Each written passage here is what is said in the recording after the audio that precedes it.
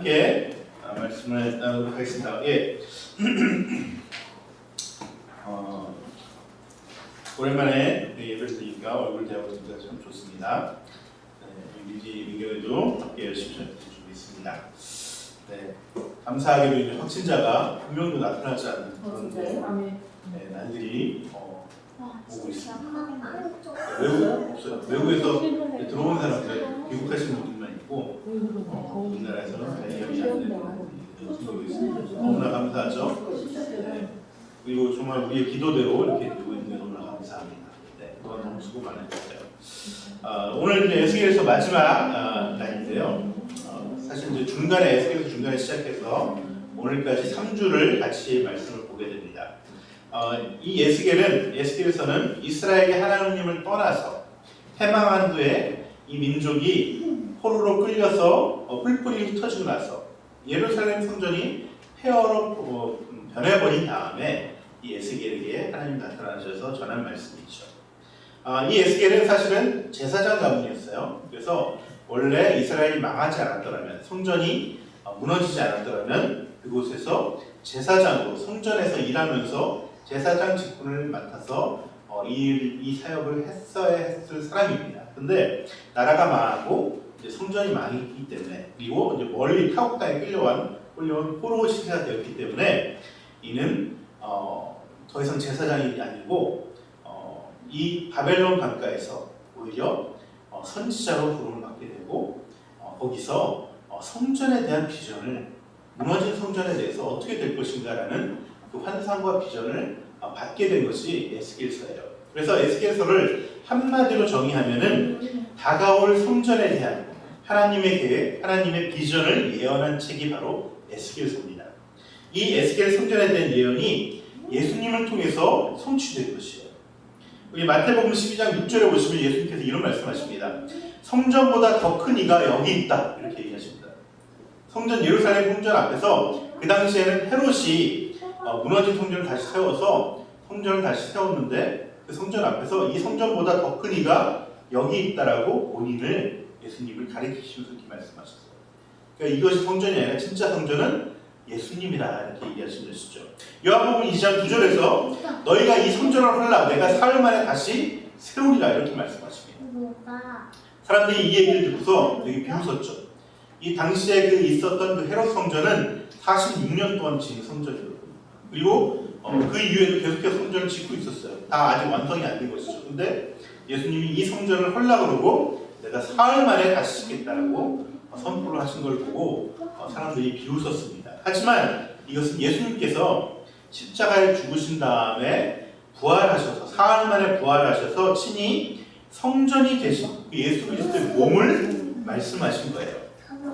그리고 이 예수 그리스도의 몸인 성전은 예수 그리스도의 영인 성령님을 우리가 모실 때에 우리 안에 다시 한번 세워지게 되는 것입니다. 우리 안에도 성전이 생기게 되는 것이죠. 에스겔에게 보여주신 이 환상과 비전은 사실 무너진 예루살렘 성전을 다시 하나님이 만드시겠다는 것이 아니라 예수님을 통해서, 예수님의 영이신 성령님 우리 가운데 부어주셔서 우리 가운데 우리의 몸을 성전으로 만드시겠다는 하나님의 계획을 환상으로 보여주신 거예요. 그래서 부활이야말로 성전을 재건축한다는 것을 말하는 것입니다. 그리고 부활하신 예수님을, 우리의 그 영을 우리에게 넣어주심으로 우리가 성전이 된다는 것을 말하는 것입니다. 그래서 우리의 몸은 이제 더 이상 나의 몸이 아니라 하나님과 함께하는 거룩한 성전이 되는 것입니다. 예수님을 믿음으로 성령을 받은 우리 모두는 하나님의 거룩한 성전인 거예요. 그래서 사도 바울께서는 고린도서 6장 16절에 이렇게 얘기하십니다. 우리는 살아계신 하나님의 성전이라 이렇게 말씀하십니다. 그래서 지난주 말씀 이후부터는 에스겔 40장 이후의 말씀은 우리 안에 새롭게 세워질 성전에 대해서 환상을 통해서 에스겔이 적고 있는 거예요. 자기가 본 것을. 네. 이번 코로나 기간 동안에 우리 전도사님이, 그리고 제가 여러분 만나면서 주님을 영접하는 시간을 가졌죠. 네, 아까 우리 칼럼에서처럼 이제 우리 여러분이 하나님을 이제 알아가고 이제 예수님을 이제 나의 주님으로 모시기로 고백하는 시간들을 가진 것입니다. 우리가 예수님을 영접했다는 것은 예수님을 나의 주님으로 영접했다는 말이에요.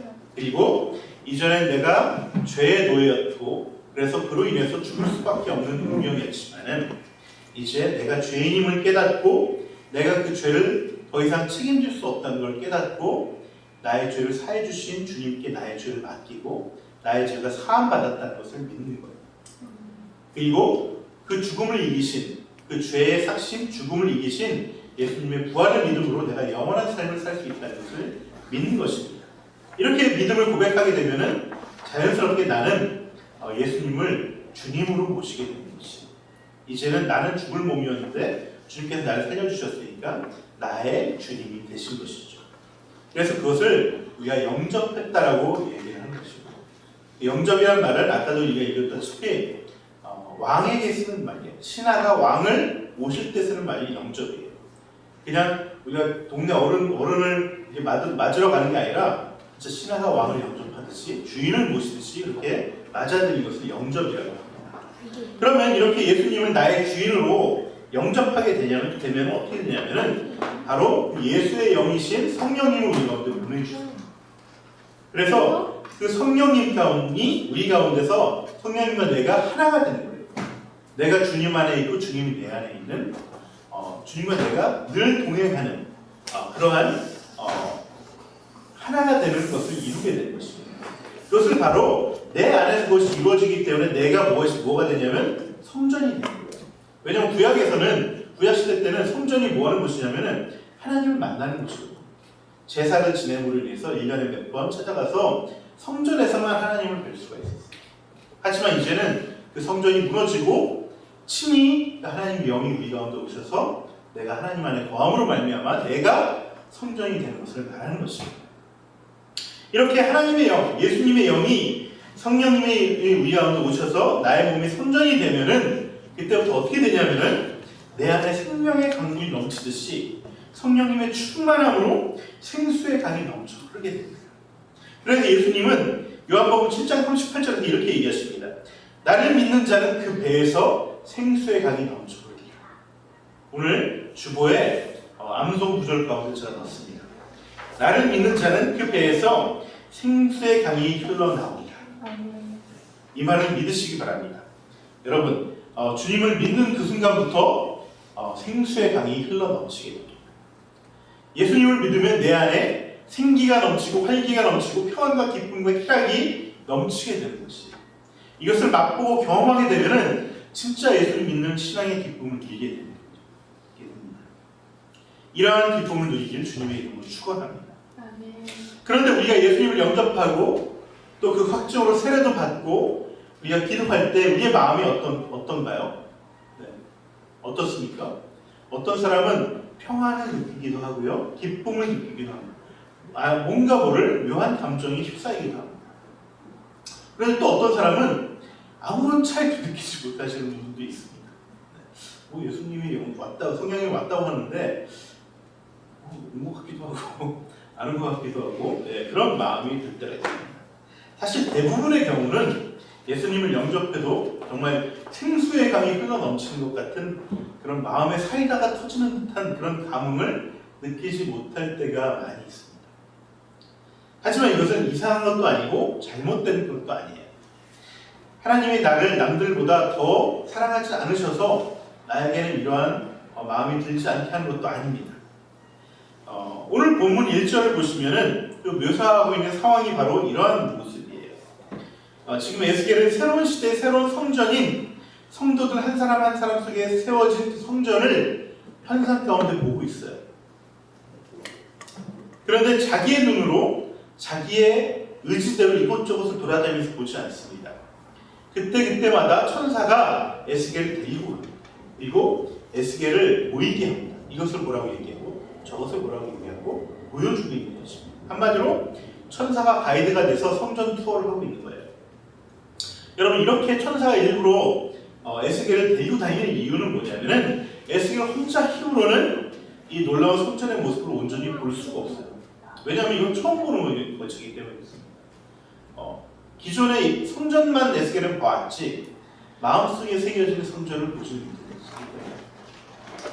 이마저도 사실 에스겔 당시에는 이게 마음속에 있는 것지도 제대로 보지도 생각지도 못했을 거예요. 그냥 환상 가운데 보여준 것이지 이게 우리 마음 가운데 임하는 성전임을 명확하게 인식하지 못하고 그는 환상을 봤을 거예요. 그리고 기록한 것이에요.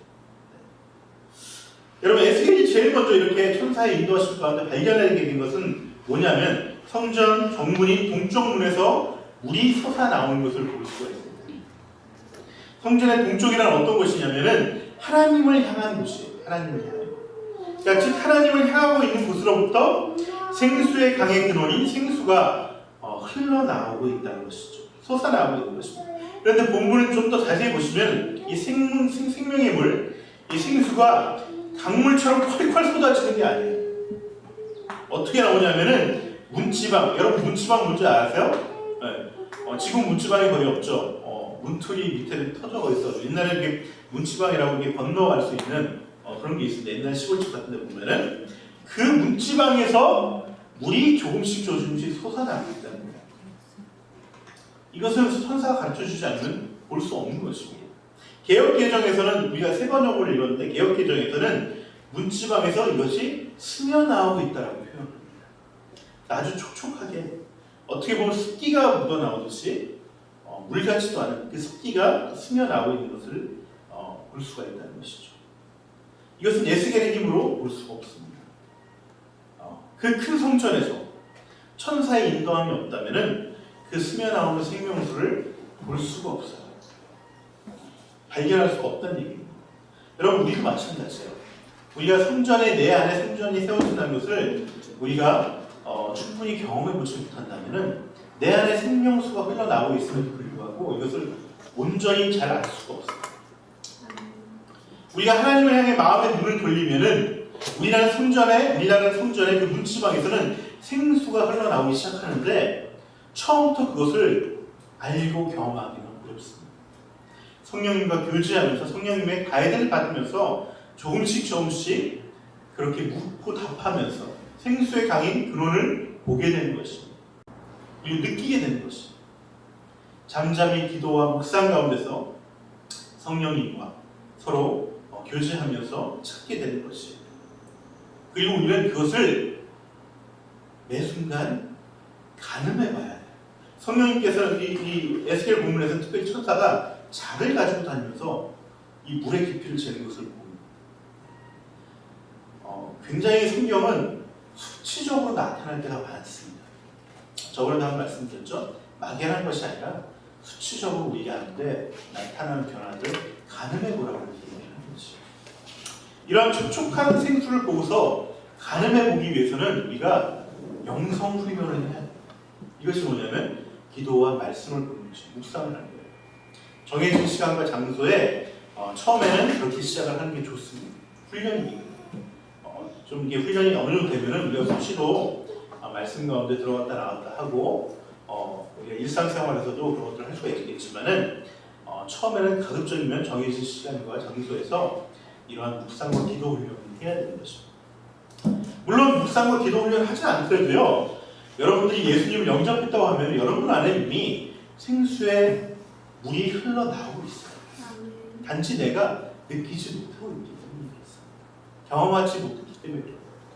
하지만 내가 알지 못하고 경험해서 느끼지 못한다고 해서 이것이 안 흘러나온 것이 아닙니다. 흘러나오지만은 우리가 그것을 느끼지 못하는 거예요. 하지만 우리가 가늠해 보라고 하는 얘기는 뭐냐면 내가 얼마만큼 성령의 생명의 강물에 잠기게 되는지를 우리가 늘 시간이 지나면서 가늠해 봐야지 우리가 내가 지금 성령의 생명의 강물이 흘러나오고 있다.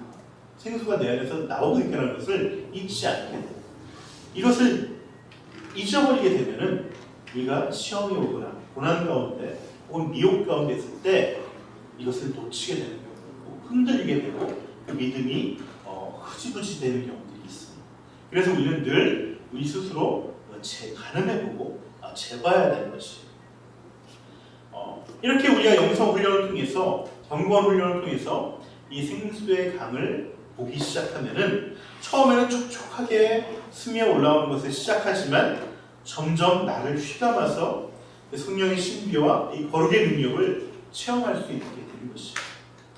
오늘 본문을 보면 천사가 에스겔을 데리고 물이 스며나는 곳에서 일정한 거리를 가면서 재는 것을 볼 수 있죠.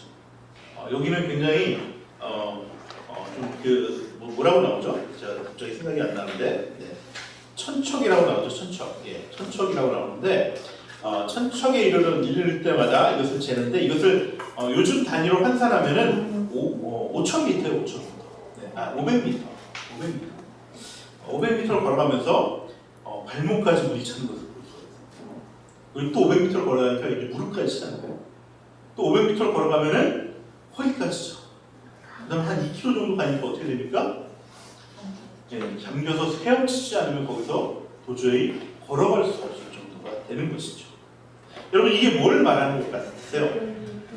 이것은 우리가 바로 시간이 지남에 따라서 보이지도 않을 정도로 스며나오던 생명의 물이 차츰차츰 나를 감싸서 넘쳐서 처음에는 발목 정도에 하지만 나중에는 우리가 푹 잠들 정도로 충만한 삶, 성령의 충만한 삶을 살게 된다는 것을 얘기해 주는 것입니다. 저도 어렸을 때 이렇게 돌아보면은 이게 성령 충만을 잘 몰라요. 말은 여러 번 들었는데 이것을 잘 느끼지 못해요. 그냥 교회 오면 좋고 말씀 들으면 좋고 찬양하면 좋고 그냥 그런 거였어요. 그런데 이게 사실 기복이 심해요. 말씀 듣고 말씀 찬양 들을 때는 또 성령이 충만한 것 같지만 내가 혼자 있을 때는 성령님 계신지 잘 모르겠고 내가 하나님 믿는 건지 내가 구원 받는 건지 이런 거 잘 모르겠고 헷갈리기 시작하고 흔들리기 시작하고 뭐 좀 안 좋은 일만 생기면 또 피곤한 일만 생기면 그래 가기 싫고 막 이렇게 짜증나 이런 삶이 기복이 심해지는 것이죠. 그래서 심지어는 하나님을 향한 마음들이 더 사그라들고 또 저도 20대 때 교회를 거의 떠나 있다시피 했어요. 그 당시가 굉장히 저번에도 한번 간증했었죠. 굉장히 집이 어려워지고 살 집이 없었고 학교에서 막 근처에서 자취방 전전하면서 얻어 살면서 하나님을 떠나게 돼요. 이것을 돌아볼 여유가 없어요. 내 안에 성령님께서 오시고 있고 성령님께서 생명의 강을 흐르고 있다는 것을 내가 늘 묵상하고 기도하면서 훈련되지 않기 때문에 이게 어려움이 닥치니까 쉽게 신앙을 놓쳐버리게 돼요. 근데 한번 이것을 경험하게 되고 훈련을 통해서 내가 하나님의 생명의 강물, 그 생수를 내가 보고 재고 내가 점점 하나님과 깊어지는 것을 알고 경험하게 되다 보니까 이제는 웬만한 고난이나 시험을 흔들리지 않게 되는 것이죠. 너무 괴롭고 힘들어서 죽을 것 같았는데 지나고 보니까 사실 그게 내가 죽는 시간이었어요. 내 육이 죽고 내 영이 살아나는 시간이었어요. 여러분 물에 들어가서 잠수하면은 어떻습니까? 숨이 막 막히죠. 막 숨 쉬고 밖에 나오게 되잖아요. 그런데 성령님이 흘려보내신 생수의 강에 들어가면 처음에는 발을 담그면서 놀다가 무릎까지 차, 허리까지 차면은 왠지 내가 부담스러워질 때 있어요. 내 몸을 내가 잘 못 가요. 그래서 마치 물속에 있을 때 부력으로 막 이렇게 있으면 걷기 잘 힘든 것처럼 내가 부담스럽죠. 내 이전의 삶과 다른 삶을 살게 됩니다. 심지어 겁나기도 합니다. 부담되기도 해요.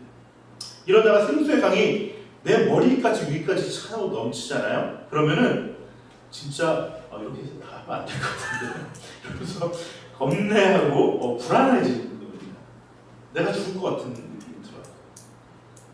근데 이 생수가 푹 잠겨서 그 물을 먹고 심지어 물을 다 터져 막 진짜 물에 잠겨서 막 물이 먹는 것처럼 그러다 보면은 내 안에 영적인 아가미가 생겨요.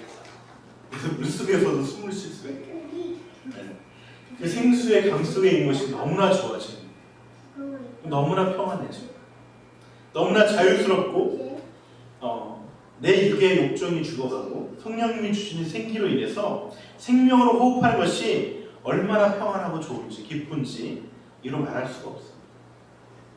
여러분 이것까지 자라나야 해요.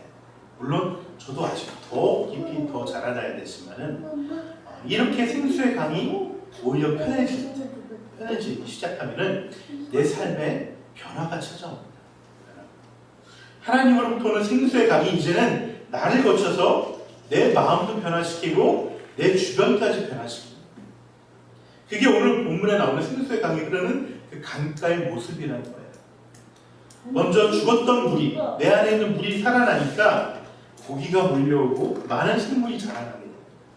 그전에는 내가 만든 쓴물로 인해서 내 마음도 괴롭고 나에게 오는 사람도 괴로워요. 그 사람도 괴롭고 나도 괴롭고. 이제는 그 강물에서 나도 평안해지고 그 사람도 평안해지기 때문에 많은 사람들이 함께 평안을 누리면서 그 생명의 풍성함을 누리게 된다. 또 많은 열매들을 맺게 됩니다. 생명의 물이 흐르니까 그 주변으로 나무들이 무성해지고 그 나무들이마다 열매를 맺히게 됩니다.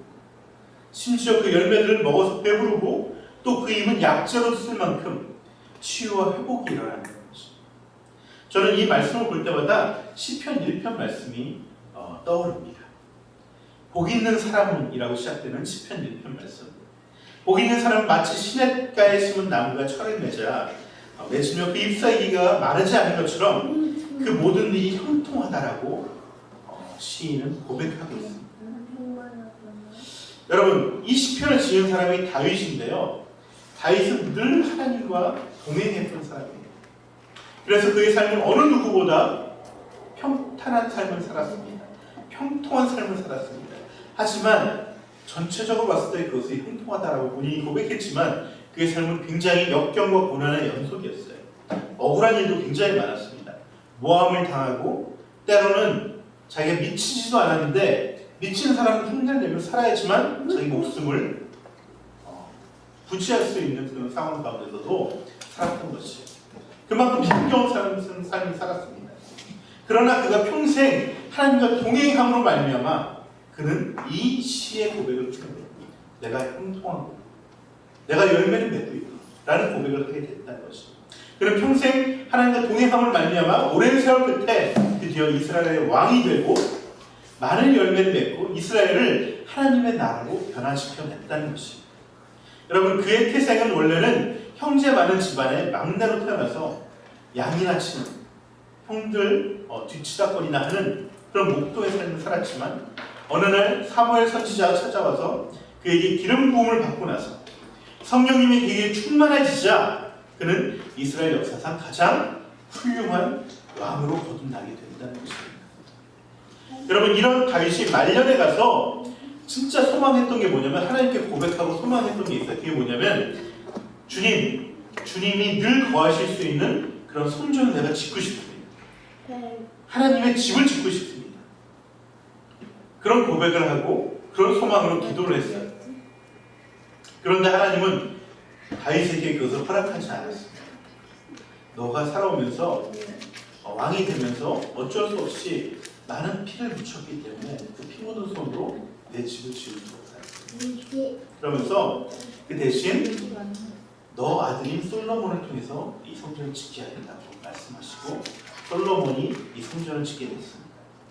하지만 그는 평생 성전을 보지 못했지만은 성전의 삶을 살았습니다.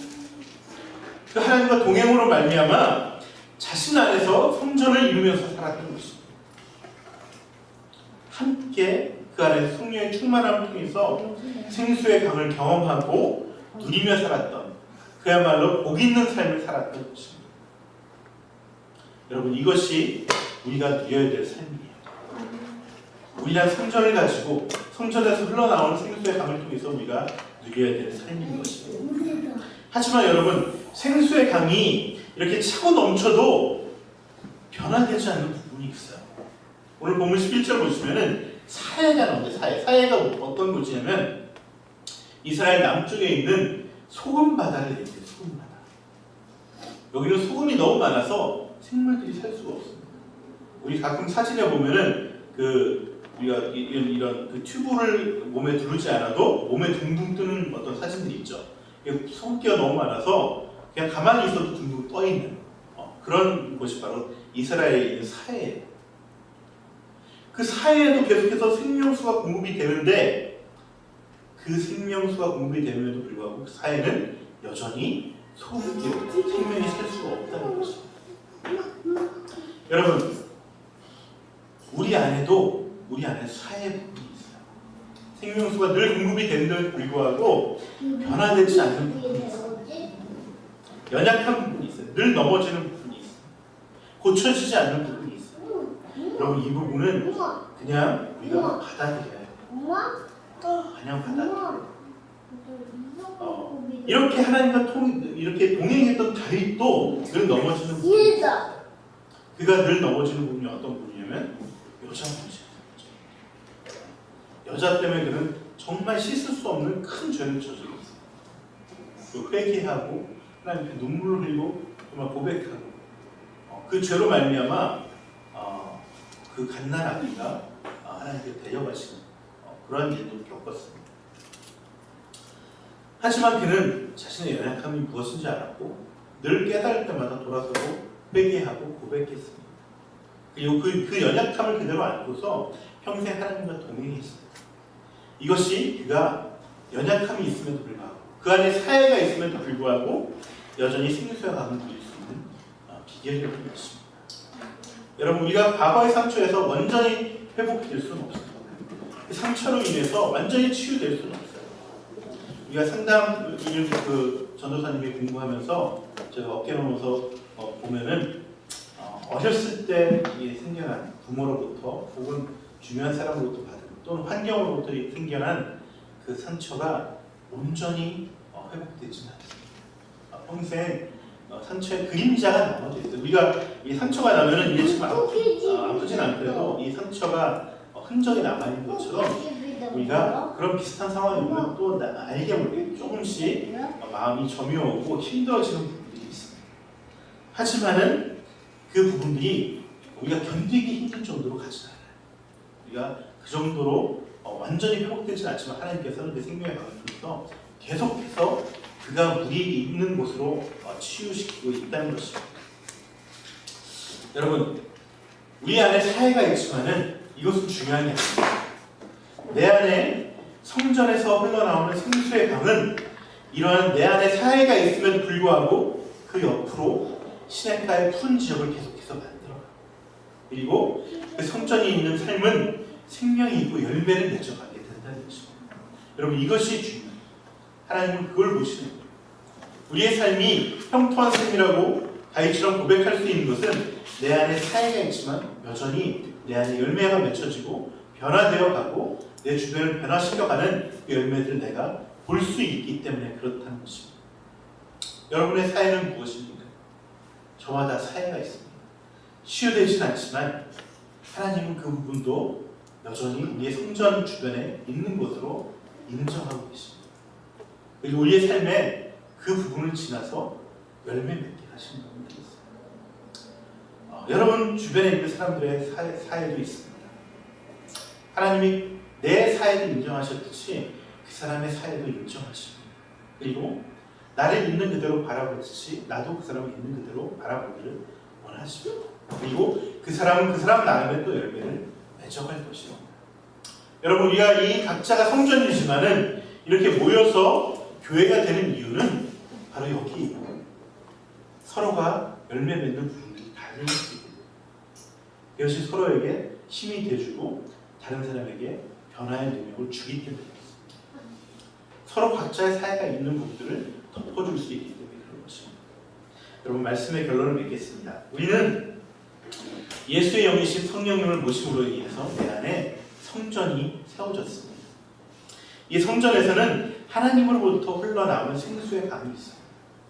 처음에는 스며들듯이 습기처럼 촉촉한 정도이지만은 아주 미약하지만 우리가 시간이 지나간다. 하나님과 동행함이 깊어지면 깊어질수록 마침내 그 생수는 강을 이루게 됩니다. 그리고 나의 삶을 변화시키게 됩니다. 물론 여전히 변화시키지 않고 손기가 남아있는 그런 사회가 남아있지만 그 사회 외에 우리의 삶을 변화시켜서 그 강줄기가 흘러가는 곳에 열매 맺게 되고 무성하게 하고 그 잎사귀 부분들을 치유하고 회복시키는 그러한 치유의 영역, 푸르른 시냇가의 영역들이 우리 가운데 많아지게 될 것입니다. 그리고 우리는 변화시키고 또 변화시키는 삶을 변화되고 변화시키는 삶을 살아가게 될 것입니다. 이 삶을 저는 평생이 점점 내 삶을 경작해가는 그런 삶으로 주님께서 인도해 가실 것입니다. 이 삶을 믿음으로 받아안고 또 하루하루 넓혀가는 그런 저와 여러분이 됐으면 좋겠습니다. 같이 기도하시겠습니다. 아버지 하나님 감사합니다.